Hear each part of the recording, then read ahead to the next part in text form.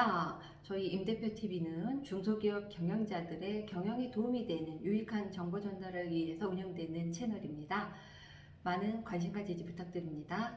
여러 가지 상속 공제 혜택이 있음에도 불구하고 사실 우리나라가 2008년 가압상속 공제 제도가 도입한 이래로 해마다 가압상속 공제 제도를 활용해서 가압을 승계하는 경우가 기업들의 수가 한 100개를 크게 벗어나지 않는 상태입니다.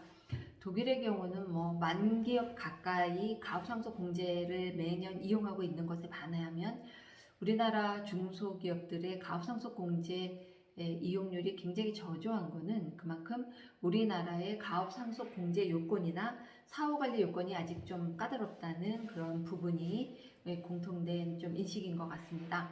그럼에도 불구하고 2020년 1월 1일부터 새롭게 개정된 상속세 제도에 의해서 가압상속 공제 그 사후관리 기간이 10년에서 7년으로 단축이 되고 또 고용 유지 요건이나 자산 유지 요건, 또 업종 변경 요건 등이 굉장히 많이 완화되어서 향후에는 더 많은 기업들이 가압 상속 공제 제도를 좀 사용할 것이라고 예측이 되고 있기는 합니다. 앞으로 어느 정도나 이 가압 상속 공제를 좀 사용할지 두고 봐야 되겠죠. 다음으로는 가압 상속 공제 적용 요건을 좀 살펴보려고 하는데요.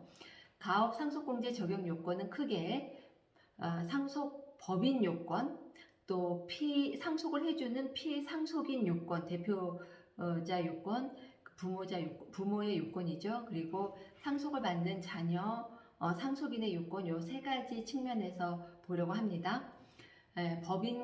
가압 법인은 피상속인이 10년 이상 계속해서 경영한 기업, 그리고 가압상속공제 적용 업종을 주된 사업으로 영위하고 있는 기업, 그리고 중소기업 기본법상 매출액, 독립성 기준을 충족하고 있는 기업, 그리고 자산 총액이 5천억 원 미만인 기업이 가압상속공제가 가능하고요.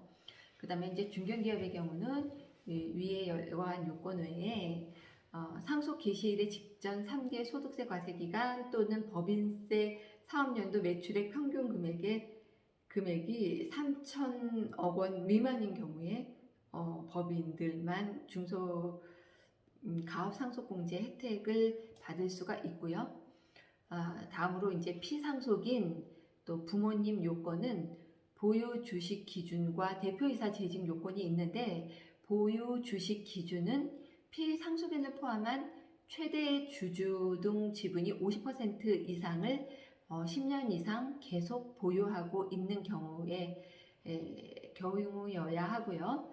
상장법인은 30%만 충족을 하면 되는데 반해서 우리 중소기업들은 특수관계인을 포함한 최대 주주의 지분이 50% 이상을 10년 이상 계속 보유해야 한다는 부분 기억하시고, 다음으로 이제 대표이사 재직 요건은 전체적으로 세 가지가 있는데, 첫 번째는 전체 가업 영위 기간의 50% 이상을 대표이사로 재직한 경우, 또 전체 가업 영위 기간에서 10년 이상 기간을 대표이사로 영위한 경우, 그리고 상속 개시일로부터 소급해서 직전 10년 중 5년 이상의 기간을 대표이사로 재직한 경우에 여야 이제 그 가압 상속 공제를 받을 수 있고요.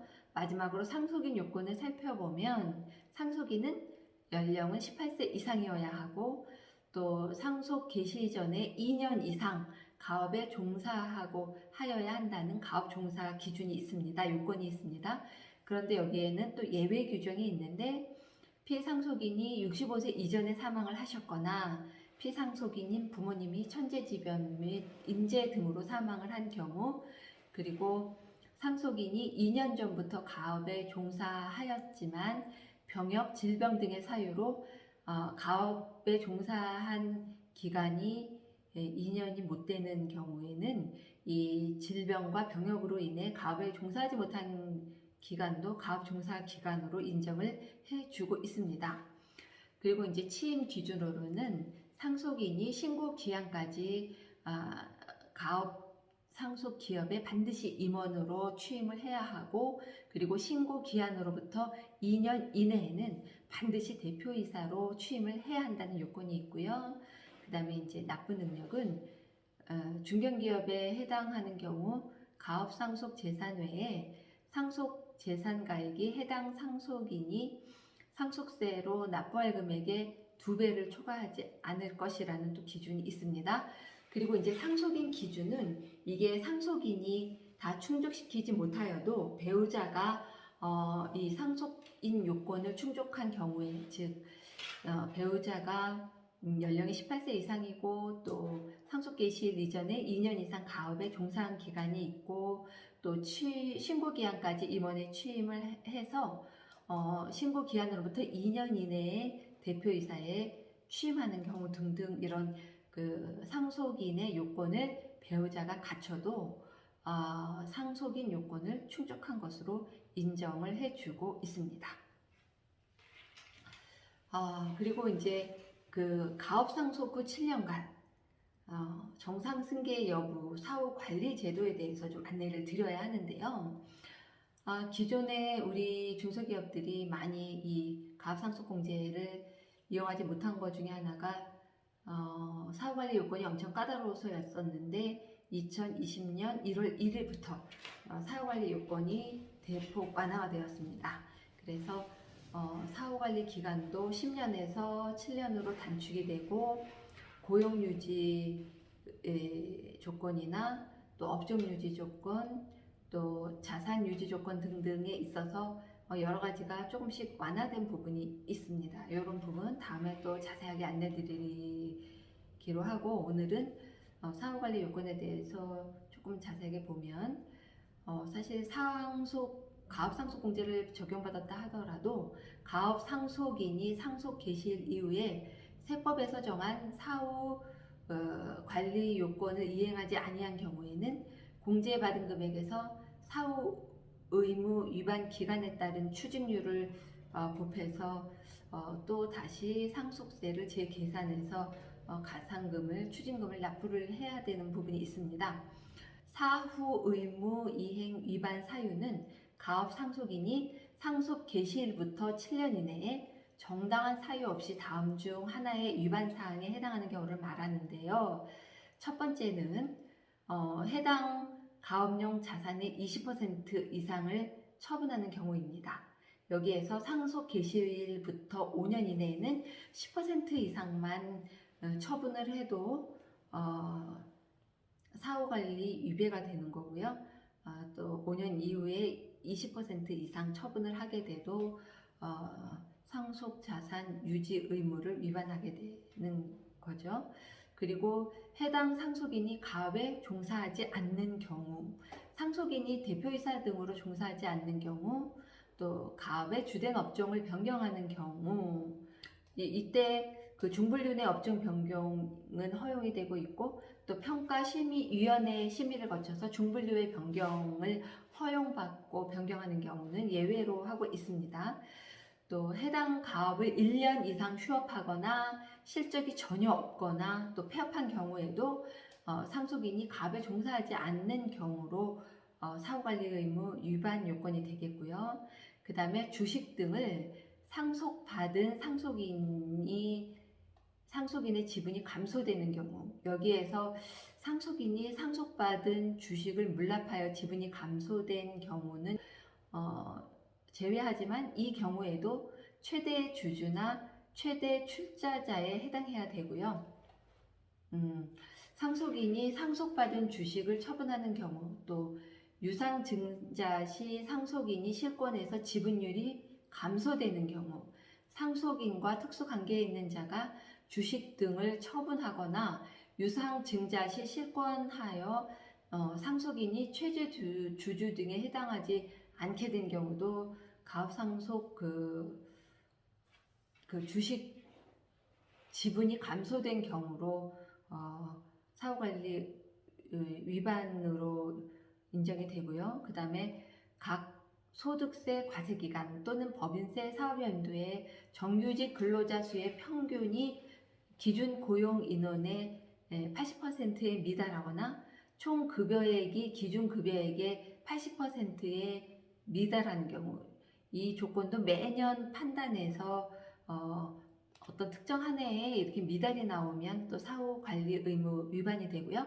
또 전체 그 사후 관리 기간 동안 고용 인원의 100%, 평균 100%또 전체 기준 총 급여액의 100%에서 100%에 미달하는 경우에도 사후관리 위반이 되는 점 되고 있습니다.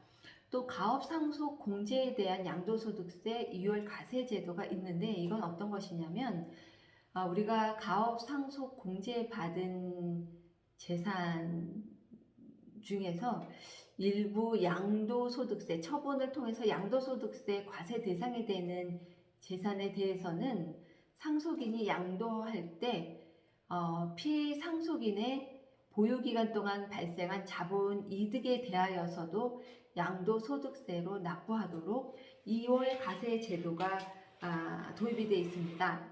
이게 뭐냐면은 상속인이 상속받은 자산을 처분할 때 우리가 이제 양도소득세를 내게 되는데, 양도소득세에서 취득가액을 언제로 볼 것이냐의 문제입니다.